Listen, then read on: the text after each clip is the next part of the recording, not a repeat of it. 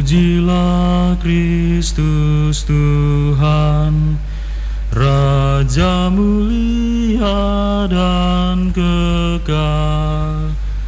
Terpujilah Kristus Tuhan, Raja mulia dan kekal. Orang yang mendengarkan firman Tuhan dan menyimpannya dalam hati yang baik akan menghasilkan buah dalam ketekunan. Terpujilah Kristus Tuhan, Raja mulia dan kekal. Tuhan bersamamu. Inilah Injil Yesus Kristus menurut Santo Yohanes. Sekali peristiwa, Yesus mengajar di Yerusalem. Beberapa di antara orang banyak yang mendengarkan perkataan Yesus berkata, "Dia ini benar-benar nabi yang akan datang."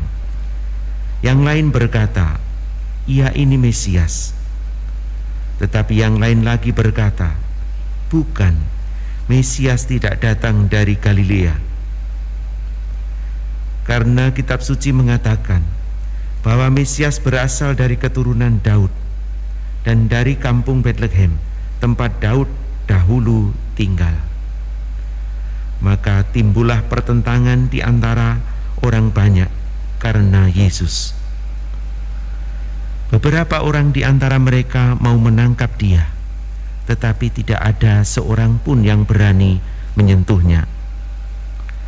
Maka ketika penjaga-penjaga yang ditugaskan, imam-imam kepala dan orang-orang Farisi pergi kepada imam-imam kepala, orang-orang Farisi berkata kepada mereka, "Mengapa kamu tidak membawanya?" Jawab penjaga-penjaga itu, "Belum pernah seorang manusia berkata seperti itu." Jawab orang Farisi itu kepada mereka, "Adakah kamu juga disesatkan? Adakah seorang di antara pemimpin-pemimpin yang percaya kepadanya, atau seorang di antara orang-orang Farisi?" Orang banyak itu tidak mengenal hukum Taurat, terkutuklah mereka. Nikodemus, seorang dari mereka yang dahulu telah datang kepada Yesus, berkata kepada mereka, "Apakah hukum Taurat kita menghukum seseorang sebelum ia didengar dan sebelum orang mengetahui apa yang telah dibuatnya?" Jawab mereka, "Apakah engkau juga orang Galilea? Selidikilah kitab suci dan engkau akan tahu bahwa tidak ada nabi yang datang dari Galilea."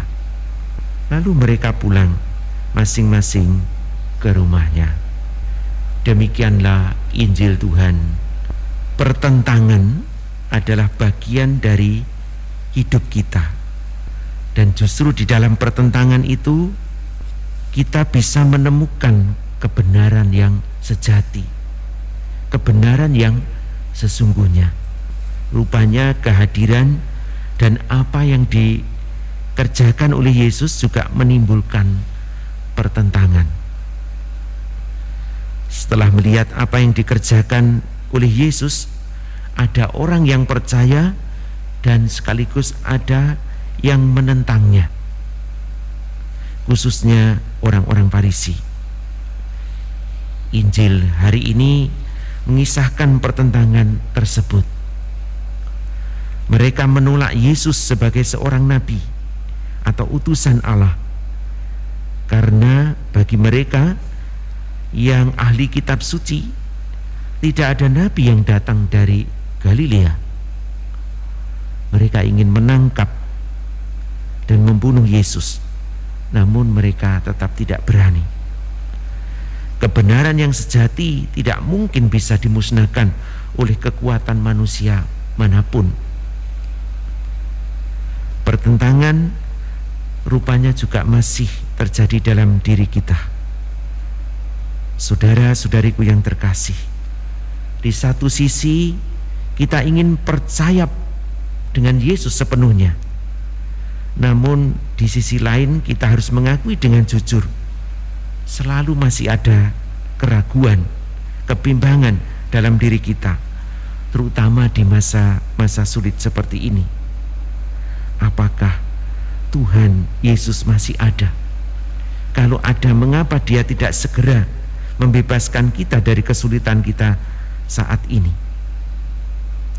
Namun kita juga percaya bahwa iman itu justru bertumbuh, berkembang dengan pesat di masa-masa sulit ini.